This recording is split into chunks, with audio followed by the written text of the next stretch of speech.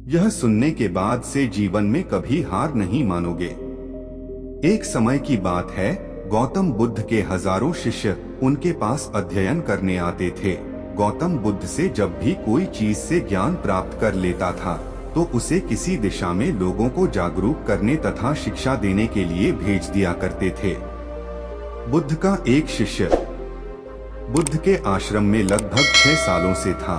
वह शिष्य महात्मा बुद्ध के पास आया और बुद्ध से कहा, मुझे यहाँ आए लगभग 6 साल हो गए। मेरे बाद कितने शिष्य यहाँ पर आए, उनमें से सभी शिष्य को आपने ज्ञान देने के लिए किसी न किसी दिशा में भेज दिया, लेकिन मुझे अभी तक नहीं भेजा। आखिर ऐसा क्यों? क्या मुझे आपका ज्ञान प्राप्त नहीं हुआ है? बुद्ध मुस्कुराए और बोले, यह तो तुम्हें खुद ही समझना पड़ेगा कि मेरा ज्ञान तुम्हें प्राप्त हुआ है या नहीं। शिष्य बोला, हे बुद्ध, आपने इन 6 सालों में जो मुझे उपदेश दिया है वह मुझे सब याद है। आपकी बताई हुई एक एक बात मुझे सब याद है। आप कुछ भी मुझसे पूछ सकते हैं, मैं हर उत्तर देने के लिए तैयार हूँ। आप मुझे एक मौका तो दे ताकि मैं किसी भी दिशा में जाकर लोगों को अपने ज्ञान के बारे में बता सकूं। इस पर बुद्ध ने बोला कि ज्ञान की बात को याद रखने से कोई फायदा नहीं जब तक तुम उस आदत को खुद नहीं अपनाओ। Vertical bar. शिष्य ने कहा, जो भी हो, कृपया मुझे एक मौका जरूर दें। आप मुझ पर भरोसा रखें, मैं सभी को अपने ज्ञान से प्रभावित कर सकता हूँ। मैं लोगों को ऐसी बातें बता सकता हूँ जिससे लोगों के जीवन में शांति आ जाएगी और वह अपना शांतिपूर्ण जीवन जी पाएंगे। तो फिर बुद्ध ने कहा, अभी तुम तैयार नहीं हो। जब तुम उसके लिए तैयार हो जाओगे तो फिर मैं तुम्हें खुद ही किसी दिशा में जाने के लिए बोल दूंगा।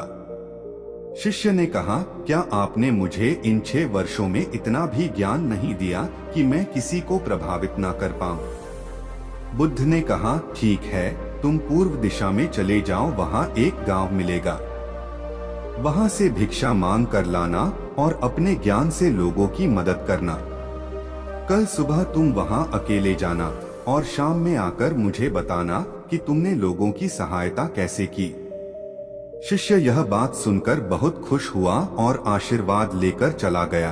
वो रात भर ज्ञान समेटता रहा और मन ही मन सोच रहा था कि मैं वहाँ ज्ञान का ऐसा छाप छोड़ूंगा कि वहाँ के लोगों के साथ बुद्ध भी मुझसे प्रभावित हो जाएंगे।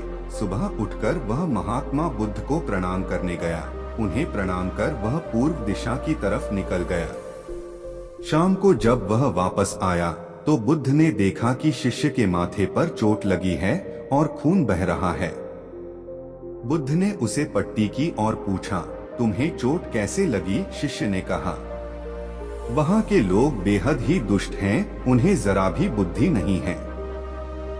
मैं उस गांव में भिक्षा लेने गया पर किसी ने मुझे भिक्षा नहीं दी, सब मुझे वहाँ गालियां दे रहे थे। एक व्यक्ति ने भिक्षा तो दी थी लेकिन नीचे फेंककर और कहा, इसे उठा लो। मैंने उन्हें काफी समझाया लेकिन मेरी बात सुनने को तैयार ही नहीं थे। उन्होंने मेरे साथ हाथापाई की जिससे मुझे चोट लग गई। बुद्ध, आप मुझे दूसरी जगह भेजिए जहाँ के लोगों में ज्ञान हो, वो इस तरह ना हो। बुद्ध शिष्य की बात सुनकर मुस्कुराए और बोले, अगर दूसरे गांव में भी ऐसे ही गांव के लोग होंगे तब तुम क्या करोगे? शिष्य ने कहा, हे बुद्ध, मैं ऐसे लोगों को कोई ज्ञान नहीं दे सकता। वह लोग अज्ञानी हैं, उन्हें कौन समझाए? बुद्ध ने कहा, वह लोग अज्ञानी नहीं बल्कि ज्ञानी हैं। उनके पास बहुत ज्ञान है परंतु उनके पास खुद का ज्ञान है। अब अगर तुम किसी दूसरे के ज्ञान हो चोट पहुंचोगे तो वह कुछ तो कहेंगे ही। तुम्हें ऐसे लोग हर जगह मिलेंगे, तब तुम अपना ज्ञान उन्हें कैसे दोगे? बुद्ध ने कहा, आज तुम आराम करो, कल शाम को मेरे पास आना। शिष्य बुद्ध को प्रणाम करके चला गया। अगली शाम जब वह वापस बुद्ध के पास आया तब वहाँ बुद्ध के एक और शिष्य मौजूद थे। उनके हाथ में भी चोट लगी हुई थी।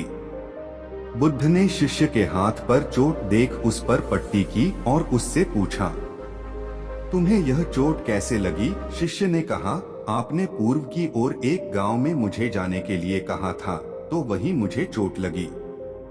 बुद्ध ने कहा, वहाँ तुम्हारे साथ क्या क्या हुआ तुम मुझे बताओ।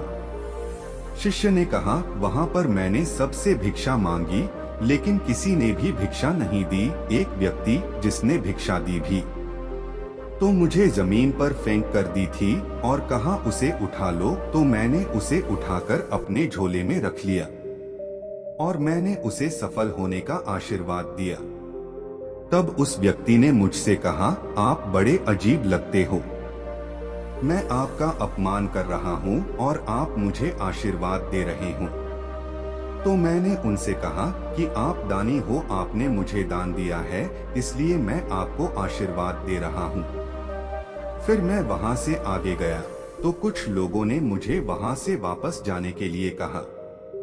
उन्होंने मुझे कुछ अपशब्द है और मुझ पर पत्थर भी फेंके, जिससे मुझे चोट लग गई। और जब मैं वापस आ रहा था तब रास्ते में मैंने एक माँ को रोते हुए देखा।